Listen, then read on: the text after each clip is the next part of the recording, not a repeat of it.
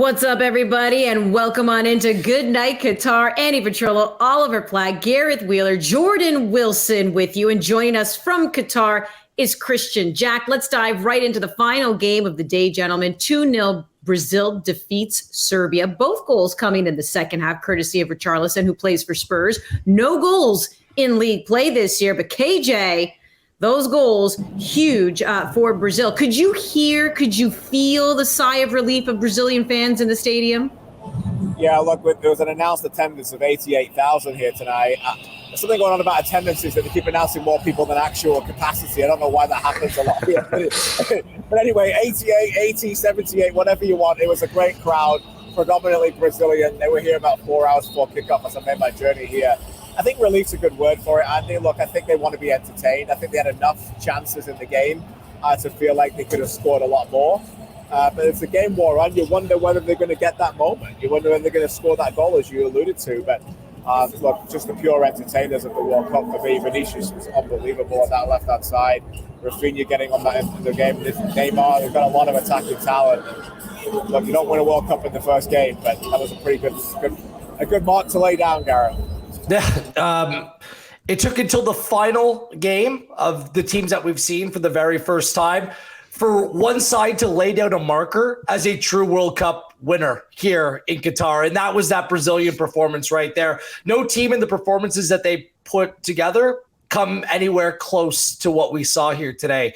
KJ, you mentioned the attacking talent. Casemiro, I'm not sure that there's a player on the planet that makes the game look as easy as he does. The two center backs, Marquinhos, Thiago Silva, just in complete control. Good fullbacks. Like, this team is as good as they get. And perhaps we should have gone into a little bit more. Like, there was a lot of talk about Argentina's form coming into this tournament, unbeaten in 35. Well, since Brazil lost to Argentina in the Copa America final, they have 12 wins and just 3 draws. But before that 1-0 loss, if you watch that game, it was more of a scrap. It was like more of a street fight than an actual football match. There wasn't that much football that was played in that game. Before that, they went undefeated in 16. They had 15 wins and 1 loss. So since November of 2019, this side, who hasn't won a World Cup in 2 decades now, has 27 wins, 4 draws, and 1 loss. And you just wonder, who's the side that can compete and contend against them? If you're looking at the draw and the potential bracket, they go on and win this group. They play the runners-up from Group H. That could be Uruguay. That would be a tricky match. But you really look ahead to the quarterfinals and a potential battle between the Titans in terms of first game performances between them and Spain. And Spain, maybe the youthful exuberance and some of the speed and pace and the way that Luis Enrique likes to play, KJ, perhaps that can trouble this Brazilian side, because I think you need to press, you need to play athletic, you need to play a fast game against them. But I'm looking at Spain, Brazil, and whoever comes out of that game as we kind of look ahead. Like, from what I've seen right now, those two sides kind of stand above the rest.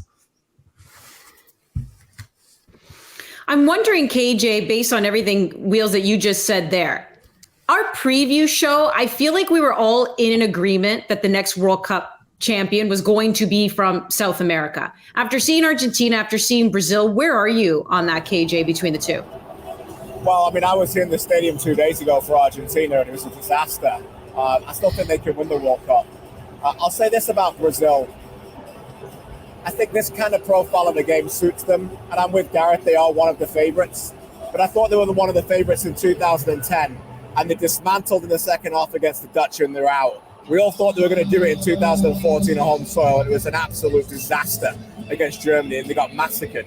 And then in 2018, they're a really good team, and they got beaten in a game like that against Belgium.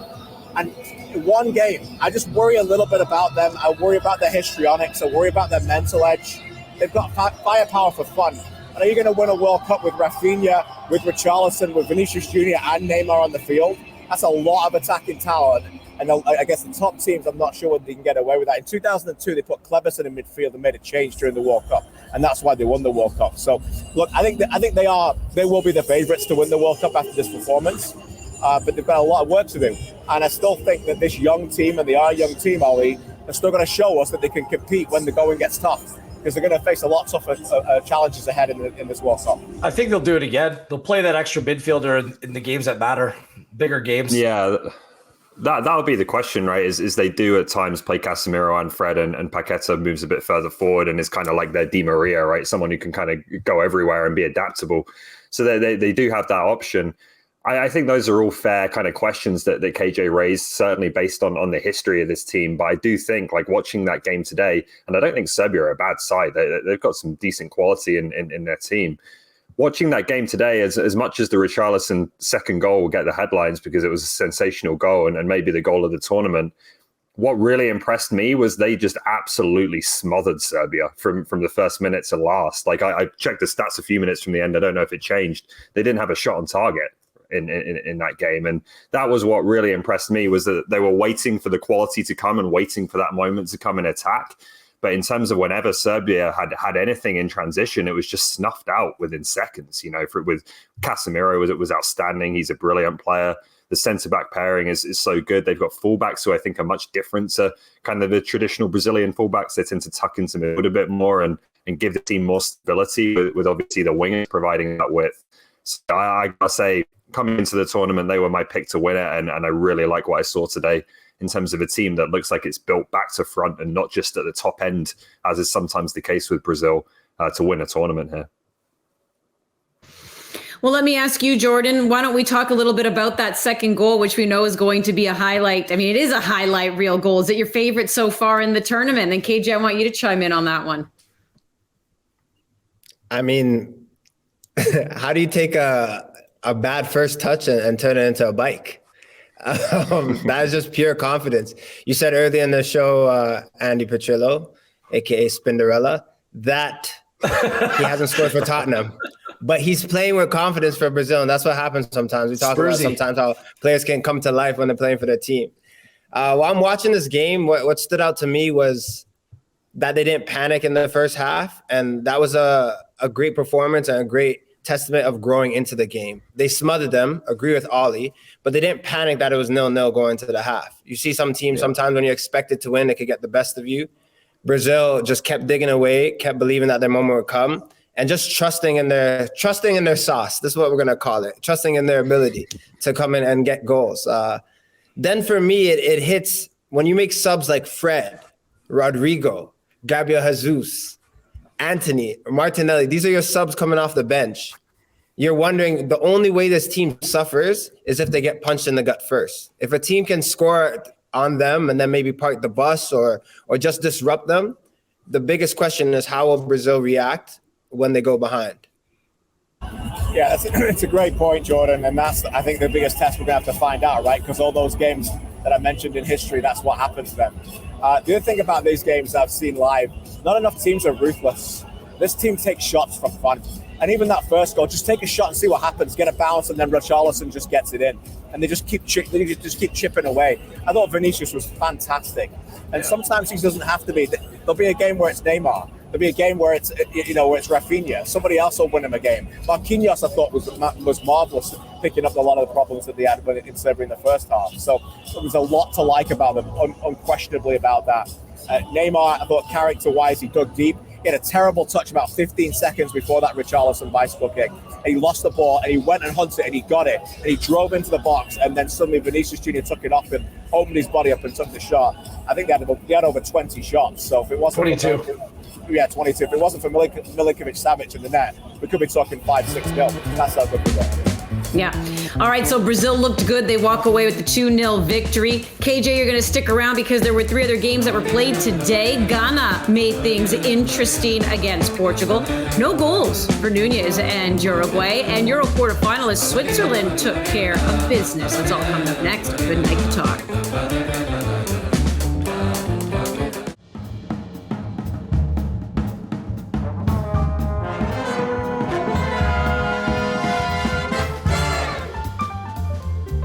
Welcome back into Good Night Qatar. Andy, Jordan, KJ's in Qatar. Ollie Gareth with you here.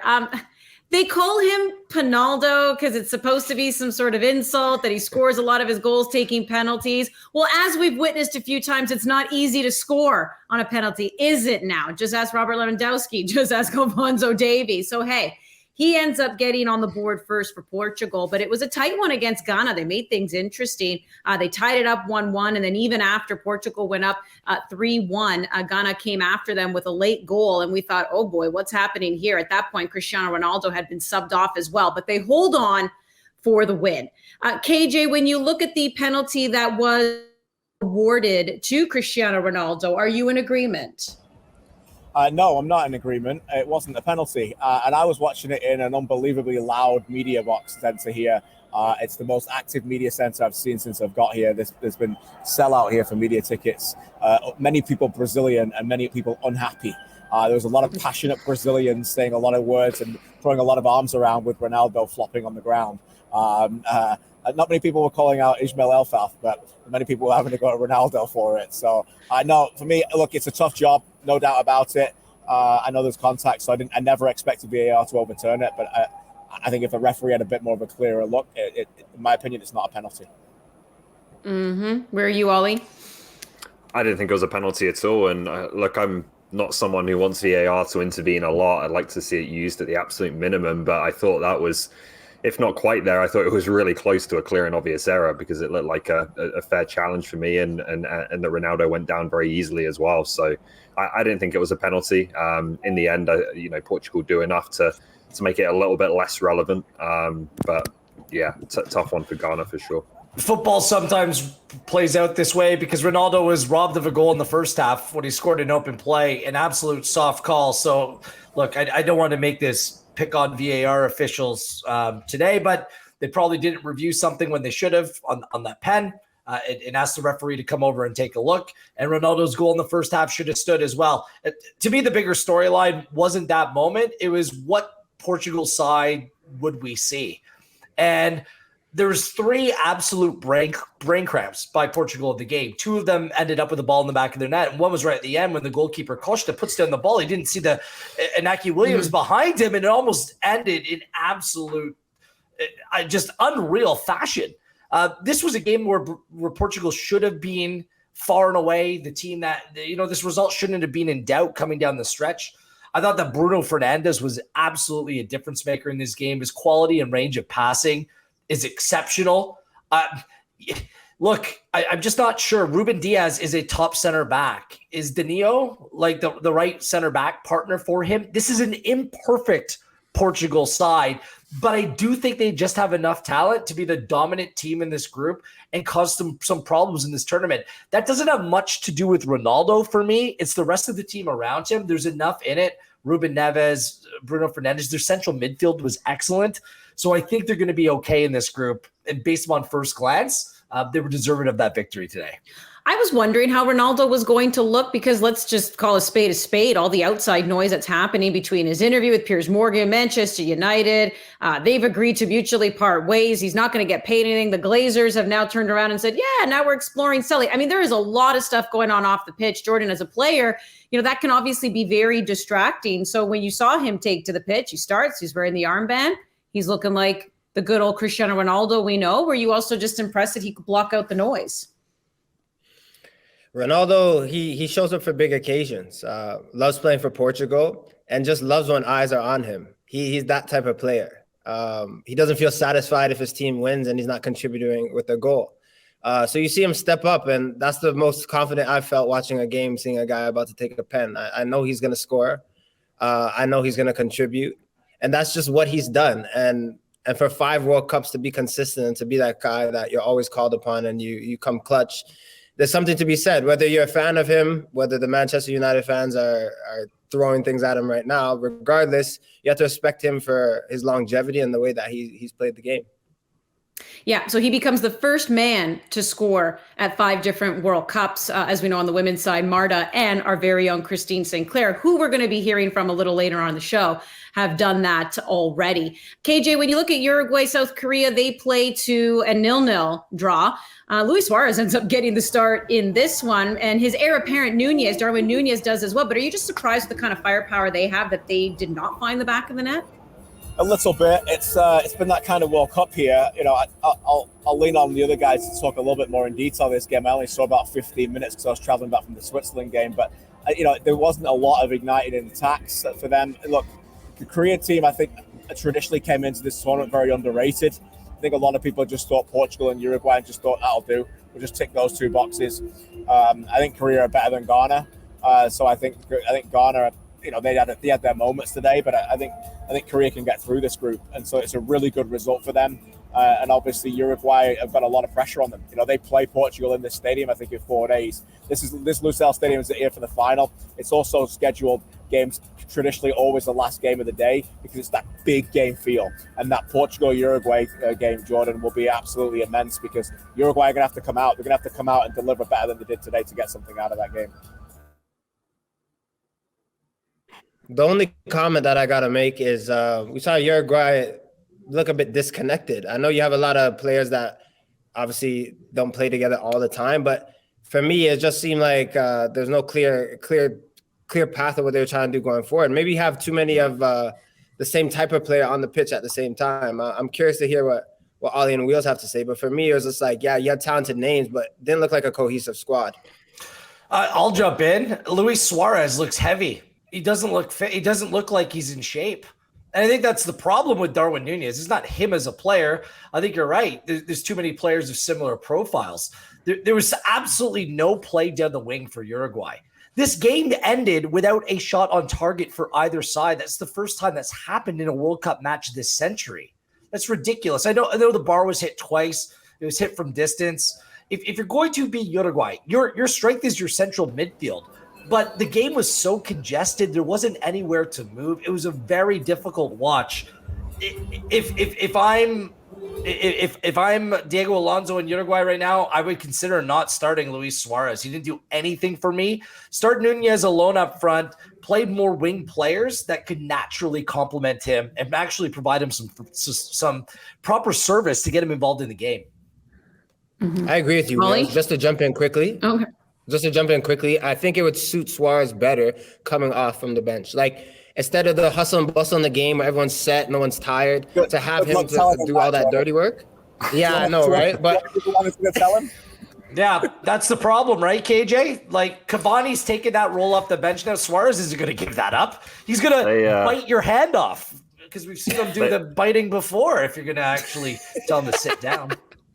They reminded me today of, like, 2000s England, like just completely lacking in ideas, lacking in quality in the wide areas, like theoretically good in central midfield, good up front, just no real, like Jordan's right, there was no connection throughout the team. They didn't look like they really had a plan of what they were going to do in terms of creating chances. It was a really kind of rigid performance. I understand Uruguay at that side that like they do grind out results, right? And that's part of their identity. But there was a real lack of any kind of attacking ideas in their performance today. KJ, before we let you go, a couple more. You were actually at Switzerland, Cameroon. Switzerland 1-0. They're the victors in that one. What did you take away from the match? Yeah, I mean, I think Switzerland did exactly what they needed to do. What do we know about this team? They know they're the masters of how to navigate groups, right? They know how to get out. They've got out the last 2 groups at World Cups, the last 2 groups at the Euros. They finally got over that hoodoo. They won a knockout game in the Euros as well. They could have won more. They're just a professional team. The Cameroon had some chances in the first half. Switzerland are very comfortable in close matches. And a lot of people picked Serbia, and they were the sexy underdogs to get through this group. And they could still get through, but they're going to have to work really hard to beat the Swiss. They're a difficult team to break down. Xhaka, you can see that he took his club form into the game. He's just got a presence about him that I haven't seen in a Switzerland game before in the tournament.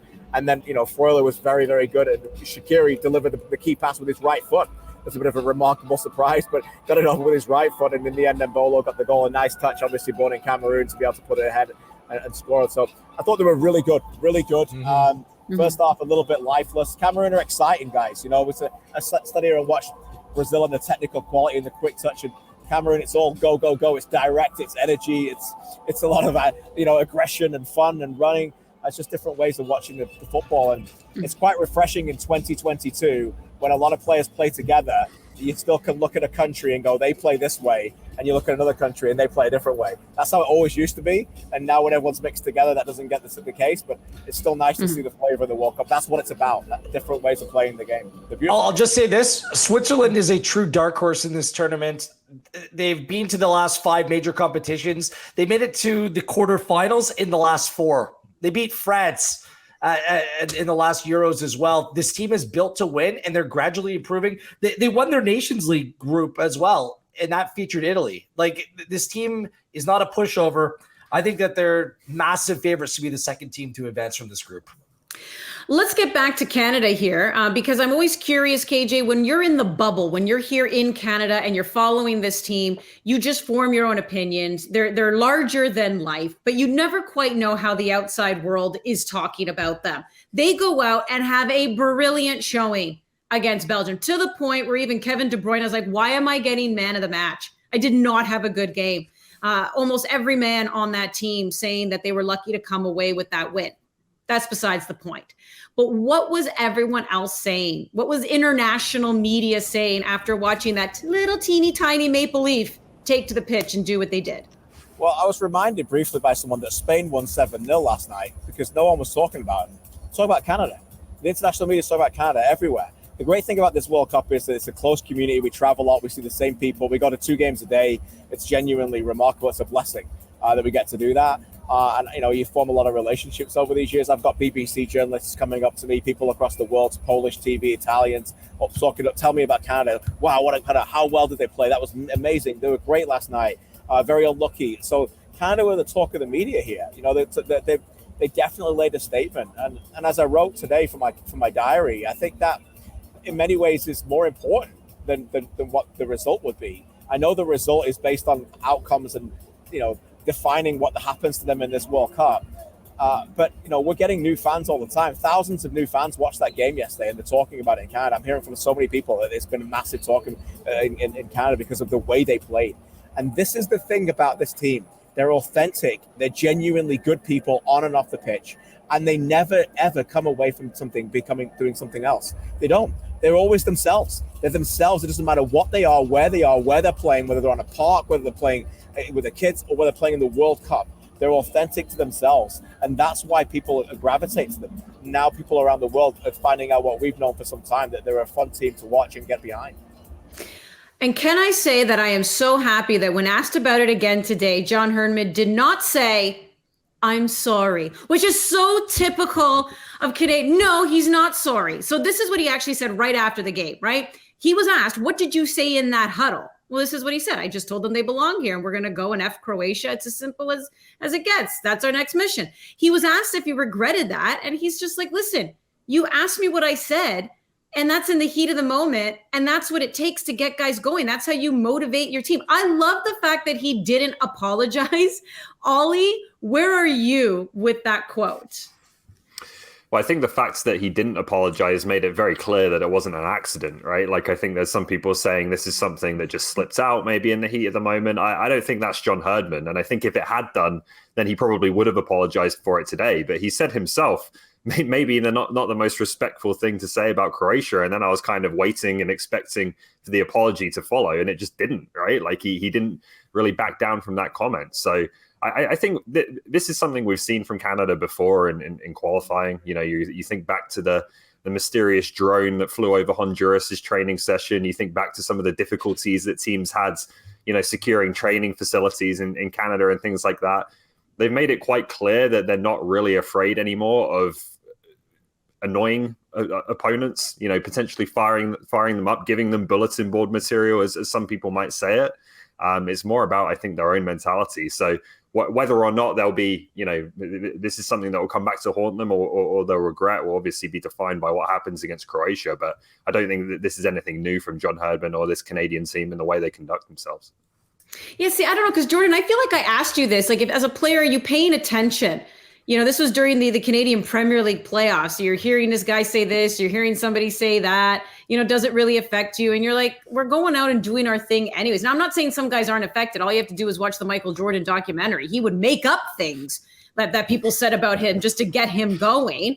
And it's not that, you know, we're sitting there trying to be disrespectful to anybody, but I guess more than anything is I just love the gumption.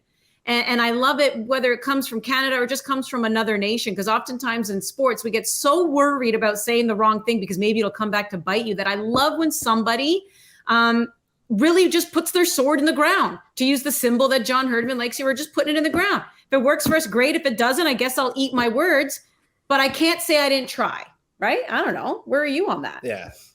No, I agree with you, Andy. I think he's restored belief in a program that, in my existence, hasn't really been there. And the biggest stage everyone talking about today is Canada and their performance. Now, we have to really talk about and pay respects to what this does, because this was never a tournament for me watching where I said Canada needs to go and win the whole World Cup or get out of the group.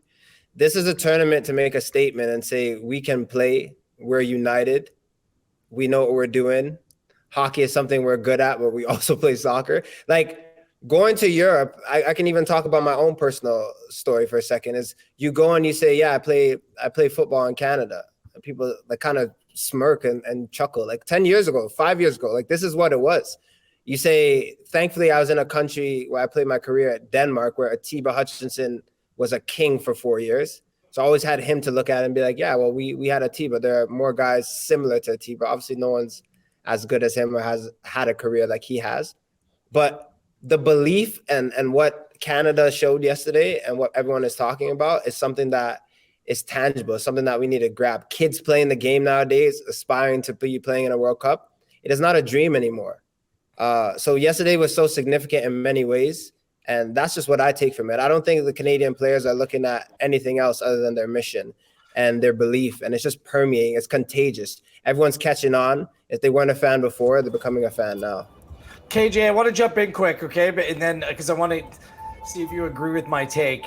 It's funny because in the football world, you don't hear this very often from a manager, let alone the manager of Canada, one of the biggest outsiders, long shots to go on and win the World Cup. Like, this isn't NBA or NFL, but if I was John Herdman today, I would have leaned into it actually a little bit more, because I think that everything that he says has a purpose. And I would have been like, look, I expect our team to be combative. We need to go into this game and be in a fight. And that's the way that we're going to achieve success here at Qatar. Croatia, why would you even care what we have to say?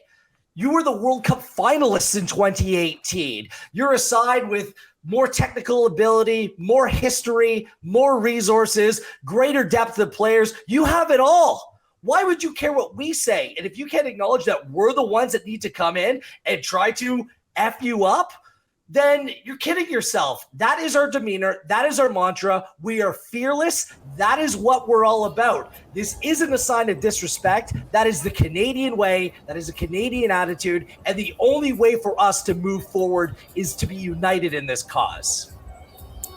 I'm in the minority. I disagree with everybody. I don't think it was unnecessary. No! KJ! You're off the show. It's fine. I'm done. I don't care. Erroneous! KJ! Jordan, everything that you said was true based on how they played. Everything that you said was that they inspired everything based on how they played. Everybody can say that they're going to go and play the way they're going to play against Croatia. It did not need to be said. It did not need to be talked about. World Cups are talked about. We talk about players. We don't talk about managers. It didn't need to be talked about. So I'm with Ollie. I think it was calculated, and I just thought it was unnecessary. What's the point? Ultimately, the way Canada played delivers the message. Carry on and doing it. What are we dropping? What are we swearing for? For me, I just thought it was unnecessary. Well, he just said the letter. Yeah, but technically, he just said the letter. You know what it means, and it was multiple times. He alluded to a swear word. Look, I don't disagree with the way that what he's saying. The players will go out there and deliver, and they could deliver. They could do it. But just let the players do the talking. It's one thing.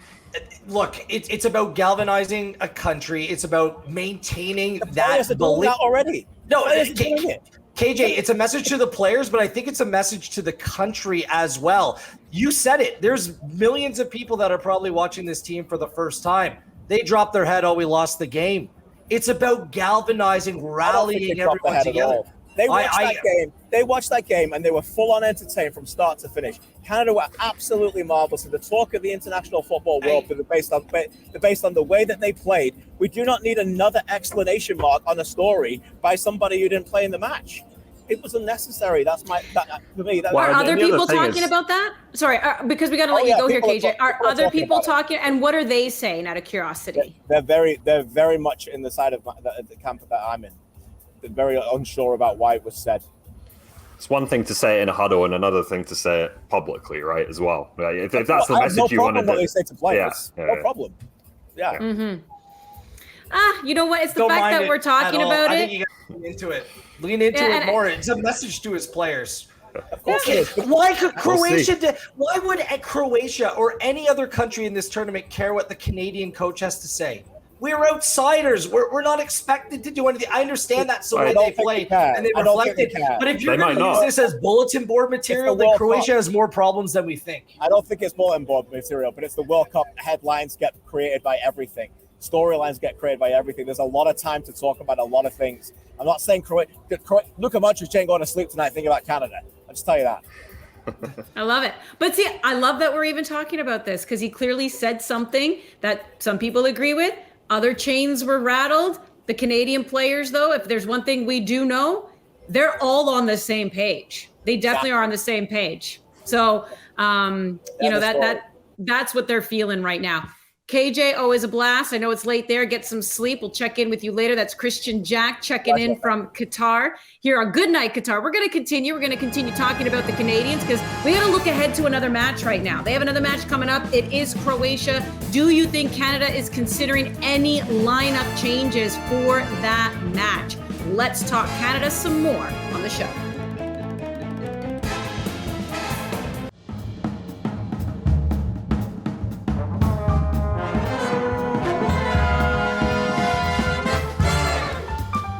It's Good Night Qatar, and it's going to be Hello Canada on November 27th when they take on Croatia, 11 a.m. Eastern time. That's their next opponent. Croatia coming off a goalless draw against Morocco. Canada, as we know, losing 1-0 to Belgium. So that'll be a good one to see who will bounce back. Croatia does have a point. You know they're going to want to win. Canada feeling good after that Belgium game. So they're walking in with a ton of confidence. And I'm wondering, Gareth, if you're looking at the lineup that Herdman put out against Belgium, which was, again, high pressing, high energy. They could have had the lead in the 10th minute. I know that was all digested yesterday. Do you go with the same lineup, or based on your opponent, do you make some adjustments? Same lineup or one change. Croatia plays 4 at the back. I think that Kyle Larin could come into the starting 11. You play 2 up top, a very familiar style and system that they played over the course of World Cup qualifying. Who comes out? Perhaps a Junior Hoylett, someone like that. Although I think that he's your best set piece taker and he deserves to be in the team. So I'm not quite sure what that move is. But I consider making just that one change at the very most, but perhaps none at all. Ollie? Yeah, I could see something like that as well. I think you're going to need someone to drop onto Brozovic when Croatia are building out, and Jonathan David and Kyle Larin as a partnership have done a very good job of that, of being very responsible when they don't have the ball. The only alternative to that would be, where does Alfonso play, right? I think that's a big question. Do you continue him in that deeper position, which was a total surprise in the game against Belgium, or do you put him as part of a front 2 maybe as well, which we have seen with Canada before? So that, I think, is where I'm looking. Does Kyle Larin come back into the team or not? And where does Alfonso Davies play? I think those are the 2 big questions for Canada going into this game. Mm-hmm. I think you keep everything the same outside of Davies playing wingback. I think it surprised Belgium. I think it was kind of like the uppercut going into the match. They really didn't have an answer for him in terms of him being 1v1 as a wingback. But yeah, I think if there is any change to go, I agree with the gentleman. I agree it's just Kyle Larin popping in, but who gets sacrificed? And having a game like Canada just had, where everyone contributed and everyone played well. Everyone showed like this is their new ceiling, right? This is probably the starting 11's best game as a unit, but also individually. There's so many people that have stepped up. The question for Herdman now is, do you switch things up? Do you change that? Do the boys have the energy levels to go and do it again? This is why I don't want to be a manager. These questions you don't really know, right? You don't really know how to attack things. And do you kind of say to the boys, hey, you've done so well, let me reward the same 11, let's go at it? Or do you have another game plan for Croatia? Because for me, this is a game you want to get a result so you can dream. Go ahead, Wheels. I was going to say, like, if you're going to make another change and potentially move to a back 4 in this game, which is realistic, then Sam Adekubi would have to come in at left back and a Larea would have to be sacrificed. So I just want to throw that into the equation, Andy? Because there's a couple little changes he can make around the edges. Well, if there's one decision John Herdman is not making, it seems he's not making the decision on who's going to take the penalty kick. And we know that that's a personal thing. We know Bev Priestman, Christine Sinclair, having a chance to speak to her, she said that they do make the choice. They know that it's going to be Jesse Fleming if there's a chance in the game to take a penalty kick. Atiba Hutchinson speaking after the game against Belgium, and he said that it's left up to us. We're the ones who decide, and we've seen that before. And I guess that answers some questions. If it's left up to the players, Alphonso Davies was clearly feeling it. He took it. Nobody challenged him for it. So there you go. But do you think, Jordan, number one, do you like that? Do you like when a coach doesn't tell you this is the guy taking it? Or do you prefer to be told? Do you not want to be told? Where are you on that? Different strokes for different folks. I've played for managers who just say, hey, decide whoever's feeling it on the day. And I've also had when you're going out, this is who's taking right corners, this is taking left, and who's taking penalties. So everyone knows. The only thing that is a no-no for me is guys fighting over the penalty. Like, I hate seeing it. You can maybe say, hey, I want it. Then you look at each other, someone should do it. I hate when guys are grabbing the ball like you're a 2-year-old toddler. That for me is just, you should just know, take it, put the ball down. I think before it was up to the players, but I think now Herdman is saying, hey, if this is the 11 we're starting with, there's a name. We don't know the name, but there is a name of who's taking a penalty if something like that happens. Because you just don't want the story to change, right? Davies taking it, it's fine. Everyone can miss. That's why it's a penalty. But now I think we know, or they know, who's taking the next penalty. This story has completely been blown out of proportion. And I understand why, because a missed penalty, perhaps, affected the result, even though I think that it was Canada's just lack of punch in and around the area that was the biggest reason for defeat here. I want my best player, confident, to step up and take a penalty and make it. Who on that field is going to say no to Alphonso Davies, really the leader of this group on the field, if he picks up the ball and wants to take it? No one. Is even John Herdman going to say to him, Alphonso Davies, sorry, buddy, you're not taking the penalty. We're going to give it to XYZ. No, that's not going to happen. It's just not with this team. People trust Alphonso. He's won just about everything in the game. If he's confident, he was 2-0. He made 2 penalties for Canada. And I've heard other suggestions like Jonathan David. I get why Jonathan David, if they decided between the two of them, they have a great relationship, that David would have taken it, then so be it. David, over his professional career for club and country, has scored 9 from 12. So he's missed 3 times. Steven Vittoria is great at penalty. Steven Vittoria is not taking that kick. It was one of those things. You bring up the women's team, Andy. I remember in the Women's World Cup, the last Women's World Cup, Canada went out. They had a penalty, and Janine Becky came up and took it. Mm-hmm. I was like, well, why isn't your best player, the greatest goal scorer of all time, and Christine Sinclair, taking this? And this is before it's been widely established that now it's Jesse Fleming's job. And guess what? Janine Becky missed it. So there's no perfect equation. There's no perfect solution.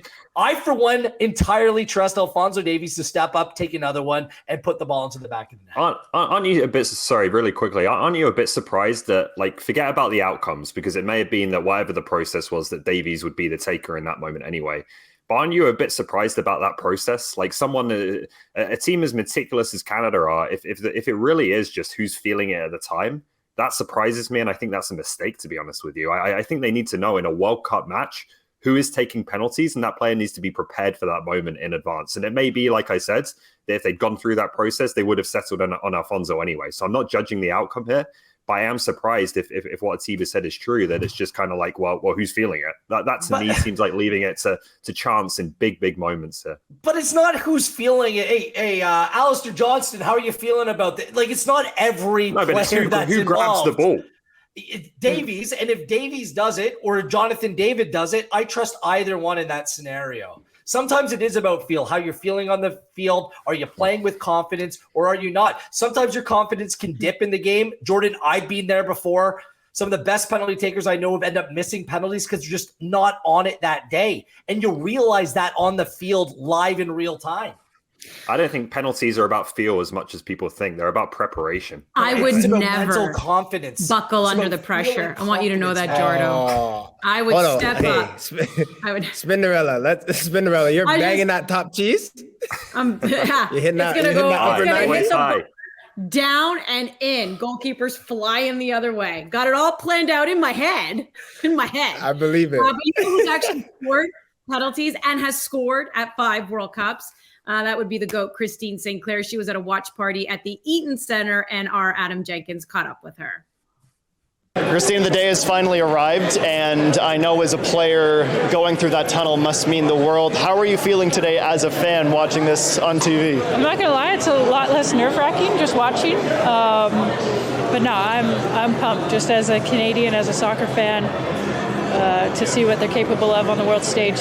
They'll be the most prepared team there, tactically, for every opponent that they're going to face. And it's the one thing about tournament play, win or lose, you got to get over it quickly. What would you love to see with this momentum? I mean, it just has to continue to grow the game. And obviously, as a female player, we need a professional league here, a place for these young kids where they can aspire to play one day. Yeah, I mean, that's the next step. All right, well, when we come back, we are going to take a look at the other matches that are coming up tomorrow. In particular, England. Is it still coming home, or is it USA all the way?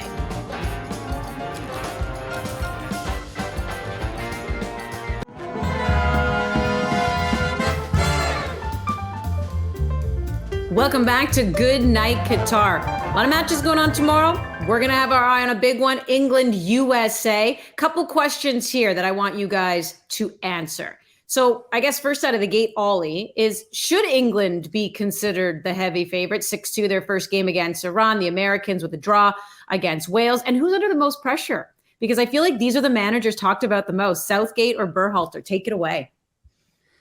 I think Gareth Southgate is undoubtedly under the most pressure because I do think that England are strong favourites for this game. And, you know, if you're the United States and you don't get the result you want from this game, the tournament isn't over for you. You still have that game against Iran.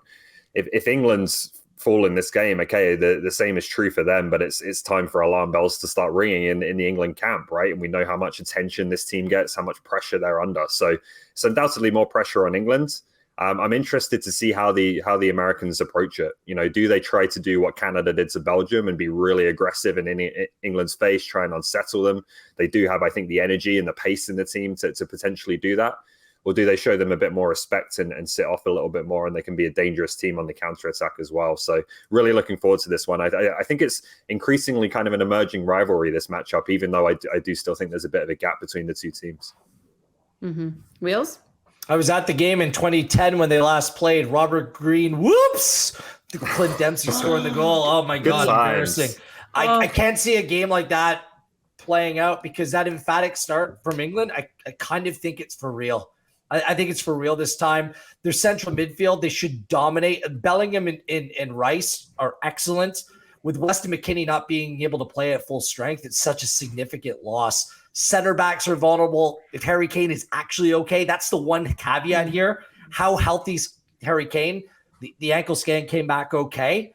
If these two teams go toe-to-toe, I really think Greg Berhalter's the one. The U.S. are looking on now and expecting something, especially based on the way they played in the first half. They choked away that result against Wales. I thought they were really poor in the second half. And if the result goes sideways against England here, I think Berhalter could be feeling all kinds of pressure, and the USA could be on the verge of crashing out. I think that's going to be a difficult one. I think England wins this by multiple goals. Jordan? I think so too, based on who does the U.S. have that can handle or nullify Bukayo Saka and Sterling, just off of pace alone.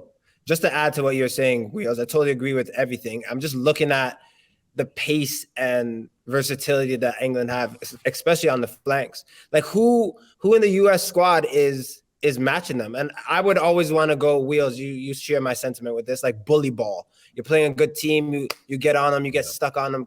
You're not even doing that to England on an off day. Right now, they just have too many pieces that could hurt you. So when it comes to pressure, who has pressure though? Southgate always has pressure. The England manager always has pressure because I'm always dancing. It's coming home. It's called. People always want to say that, right? Like, if you're not winning a World Cup or if you're not winning a Euro Cup, then it's a bust. Then you guys have failed. This is kind of the expectation that roams and floats over this England team's head. But getting a pronounced win tomorrow, kind of puts them in that stratosphere of, maybe this could be their tournament. For me, I like to just always. Yeah, go ahead. They can't bully ball Ollie or Jordan because 4 players are on cards as well. Like they just put themselves in so much of an issue against Wales in that first game. Yeah, 2 yellows, right? You missed the next one. I think it gets wiped clean round of 16. But here's the thing. You just said it, Jordan. They all think Charles is the king. Football is the king in England. So you poor King Southgate. Yeah, it's the king and queen. Isn't it Oliver Platt? Yeah, well, in our hearts, he's our king. Now that we've seen all the teams play in Qatar, have teams lived up to expectations? Who do you think so far is the best team? Who do you think has looked the worst? Let's discuss next.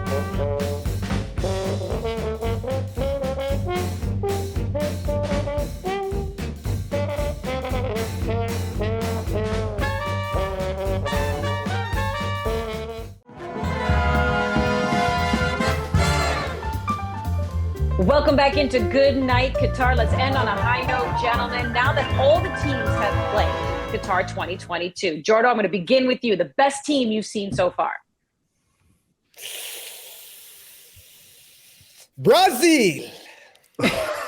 Wow. The anticipation. Almost exhaled that. I'm with Jordan. It's Brazil. Honorable mentions to Spain were outstanding, but against a Costa Rica team that really struggled. France good, England good, but Brazil I think topped a lot today. Yeah, my podium: Brazil, England, and France. But Brazil tops. I mean, they're just class. They're going to be the team to beat here in this tournament. Let's flip it and reverse it, though, Gareth. Worst team you've seen so far? It's tied for the bottom. And I put a cheeky bet on both of them to lose all 3 games in their group. Shout out to Qatar and Costa Rica. Neither side offered anything. I feel like it might be a 30-team tournament, maybe 29 because Australia is making up the numbers as well. Shout out to us getting dinner. Ollie? Qatar for me as well. Just a very disappointing start to the tournament in terms of the resistance or lack thereof that they put up against Ecuador. Mm-hmm. Wheels, where are you taking us, buddy? All that money he's making. Qatar, I don't want to beat a dead horse. Qatar is. I'll buy you a beer. I'm not buying dinner. Team. Refuse to do it. Thanks, buddy. No problem. Thanks, buddy. I'll take that. Chip. How about gotta cover my gambling losses. This is how it works. This is very true. Ollie, I'm going to come to you with this one. Top individual performance in Qatar. I think you could have picked half of the team in this game, but I will go with Antoine Griezmann for France. I thought he was exceptional, pulled the strings, a little bit of a different role than we're maybe used to seeing him in as well as more of a midfielder. He was excellent. Yeah, I thought Giroud was really good too. Everyone was just counting him out. He's old. And he gets a couple goals. Where are you with that, Wheels? I'll pick another French player as my 3rd best I've seen thus far, Kylian Mbappe. Dembele could have been on the list. He's an honorable mention. 2nd best, Jude Bellingham. Number 1, Casemiro. He was spraying around balls today. He controls everything in that Brazil side. What a brilliant player. Happens to play for an incredible club side as well. Jordan? Kylian Mbappe. I was hesitant going into this tournament just how sharp he would look or if he was going to rise to the occasion. And already has a goal to his name. He keeps this up, he'll have 5 by the end of the tournament. He will be unstoppable. Everyone's talking about the old guys. Yeah. And that's Kylian. Yeah, well, move over, youngins. But don't forget, I know it was game 1, but we can't forget Valencia of Ecuador because, technically he scored 3 goals, even though 1 was called back, but he had a brilliant performance in that first game. I'm wondering, though, now that we've also seen everybody, has anyone changed your mind, Ollie? Did you have a team that you thought was going to be really bad that maybe impressed you, or vice versa, a team you thought was going to be really good and you went, what just happened? Well, I guess the answer would be Saudi Arabia because I didn't think they had really any hope of getting anything against Argentina. And I thought they could have been potentially on Wheels' list of 0 for 3 teams by the end of the group stage. So that was obviously a massive shock. But in terms of the top teams, like the contenders, I can't say I've been hugely surprised by anyone so far. I thought Belgium could be a bit vulnerable. Everyone else, I think, has been pretty much as expected. Jordan? Quickly, I'll just say France, just because I thought they would make it out the group, but maybe not go much further. But they were very threatening. And their midfield looked very sharp. Granted, it's one game. I always want to see teams what they're like when they get punched to the gut, when the game is not how they would like it to be, and see how they persevere and how resilient they are. But France, they surprised me. Well, it's Saudi Arabia's result, but I think that this will be about it for them. I think Argentina will turn things around. I always thought that Japan's going to challenge and be a difficult team to play in this group, and I wasn't convinced by Germany. I'm going to go with two African nations. Tunisia and Morocco had incredible support in the stadium. It was almost like a home game for both. Both sides were resilient and showed me how difficult they are to play against. And that's got me thinking maybe a different path or a different story about how their groups may play out. Let's see if game 2 for all of these countries will change our mind once again. Great stuff, guys. Thanks for joining us here on Good Night Qatar.